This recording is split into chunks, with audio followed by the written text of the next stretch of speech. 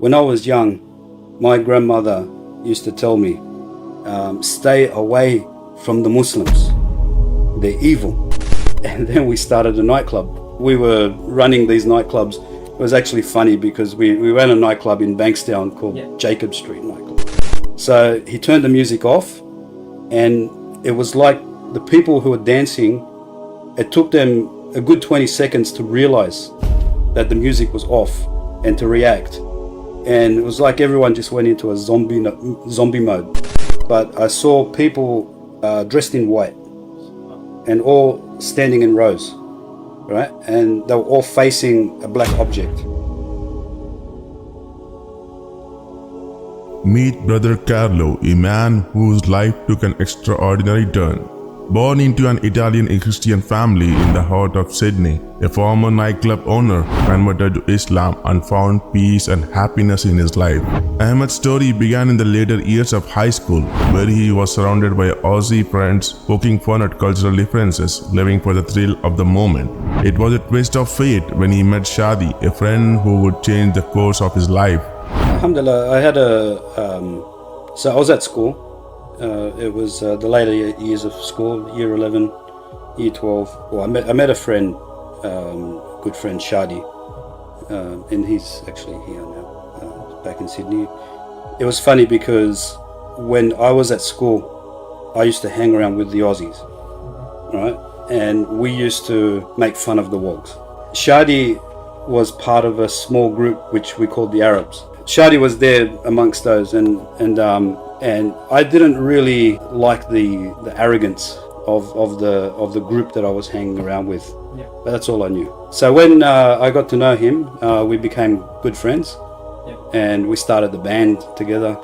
And music. We I used to play the guitar, and he played guitar and a few other things as well. And then we started a nightclub. We were running these nightclubs. It was actually funny because we ran a nightclub in Bankstown called Jacob Street Nightclub. Together, they ventured into a world of music, forming a band and running nightclubs, seeking happiness and fulfillment in the night's euphoria. So one night, we were sitting together and we're watching everyone dancing and making fools of themselves. I think we made a decision. We wanted to turn the music off and see what people do. So sent a message to the DJ and said, turn the music off in exactly 5 minutes. Don't warn anyone. So he turned the music off, and it was like the people who were dancing, it took them a good 20 seconds to realize that the music was off and to react. And it was like everyone just went into a zombie mode. They didn't know what to do, And it was at that moment I realized that one night, Ahmad had a profound experience that changed his life forever. He was rehearsing with his band at a friend's house when a feeling of peace and tranquility suddenly overcame him. He saw a vision of people dressed in white praying in a rows, and he knew that he was witnessing something sacred. One night we were rehearsing in the back of his house, and his grandmother was a religious woman, and she was essentially a bit of a role model or a guide for the family in terms of religion. But so that particular night we were rehearsing, and according to him, I sort of went into a little bit of a trance. Something happened to me or whatever, and all I remember was like deja vu. Like it was a feeling I got that I felt like I had before when I was younger. But anyway, I saw in this, I don't know if you call it a vision or whatever, but I saw people dressed in white and all standing in rows, right? And they were all facing a black object. And then when I came around, he asked me, what happened to you? You were just like, in a trance. And I explained to him what I saw. And he said, I'm going to go ask my grandmother because she knows. So he runs inside. Then he comes back and he said, wow. He goes, she said that's how people pray in Mecca. I go, what's a Mecca? What are you talking about? This implacable moment left him in awe, prompting him and his friend Shardi to seek answers. Their journey led them to Lakemba Mosque, a place where Ahmad felt an overwhelming sense of peace that he had never known before. Anyway, after a few weeks, we started contemplating about what happened, and someone, I don't know who made the suggestion, it's a long time ago, but someone made the suggestion we go to Lakemba Mosque, right, and ask someone. So one night we got up, we went to Lakemba Mosque. Funny enough, on the way to Lakemba Mosque, we got pulled over by the police. Subhanallah. Yeah. So we were on Glassop Street, and all of a sudden a car comes straight for us with its high beams on. Right. And we thought, what the hell is this guy doing? You know, is he crazy? And then sirens came on. This is right outside the mosque? No. This is on Glassop Street going towards Lakemba. Okay. And then another police car and another police car and about 20 police cars. And they stopped us and they took us out of the car and they said, wait there. And they said, this is a stolen vehicle. This police car comes speeding and, like in the movies, skids. This lady police officer comes out and she said, Shardi, this is a stolen car. Okay. They came to us and they said, we made a mistake. The car that was reported stolen was actually in Queensland, not in New South Wales. So it was a big mistake. So the police made mistakes. It was a. Nothing changed. It was a. 30 years later. It was a crazy mistake. But funny enough, it was while we were on the way to the mosque, right? So when we were going to the nightclubs and when we were doing everything else, no issues, right? So when we went to the mosque, as soon as I entered Lakemba Mosque, the feeling I got was unbelievable, overwhelming. Like I felt like something was unreal. I didn't feel like I felt, wow, what's this place? Like peace. I felt like real peace. And then, alhamdulillah, we met a couple of people there and they started talking to us about Islam. At that time, hearing of someone accepting Islam was like a big thing. Yeah. There was only a handful of people that accepted Islam. And so you accepted Islam there and there? No. It took me about 1.5 years. Even his relationship with an Italian girlfriend faced turmoil when he revealed his decision to become a Muslim. The conflicts arose from differences in faith and cultural expectations, leading to a parting of ways. Yeah, so she was like a girlfriend at the time, before I became Muslim. I approached her and I said, I need to tell you something. I became a Muslim. And she went hysterical. Like she absolutely wanted to, I thought she was going to break her house because it was that awful. And she went hysterical and she said, I wanted to be a bride, I wanted to have a wedding in a church and Anyway, at the end of the day, I said, well, I'm not going to change, so what do you want to do? And essentially we split.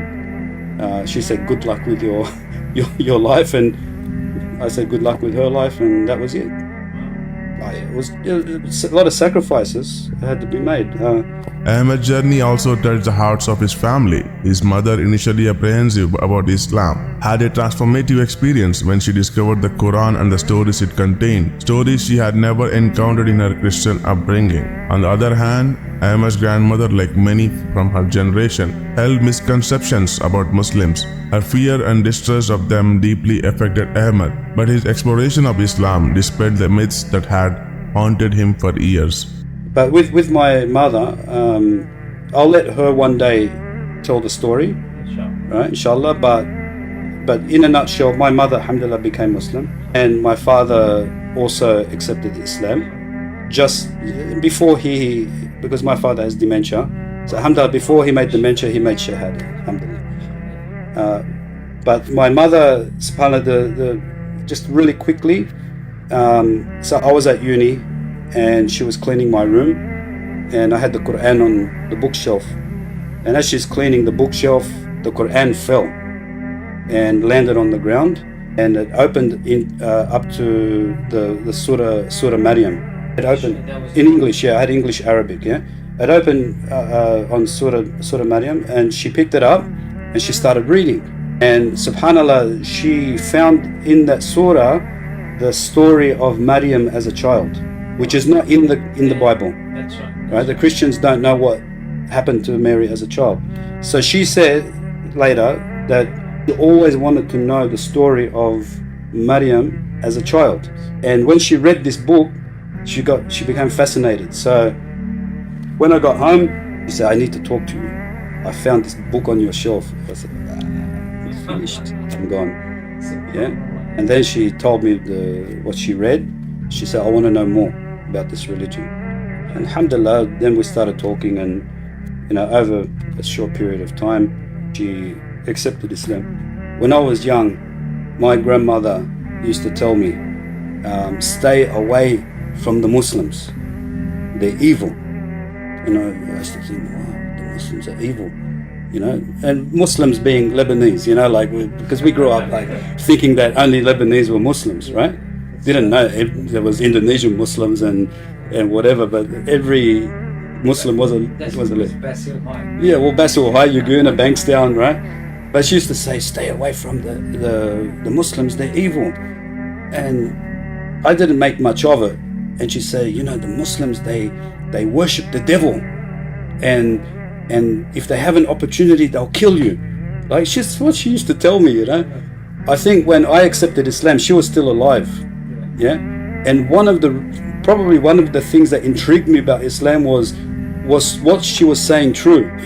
Yes. Right? When I started reading the Quran, I found that everything she told me was the opposite. Hang on, these people aren't worshipping the devil, they're worshipping God. Unless I'm missing something.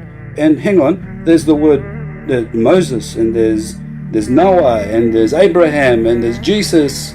What's Jesus doing there? Right? And then there's Muhammad, and it was nothing what she said. So that fascinated me even more to read more about Islam, to find out more. But essentially, at the end of the day, I had the opportunity to explain Islam to her, right? Whether she liked it or she didn't like it, or she accepted or didn't, but at least she had the opportunity to learn what Islam was, the truth of Islam, not what her priest told her.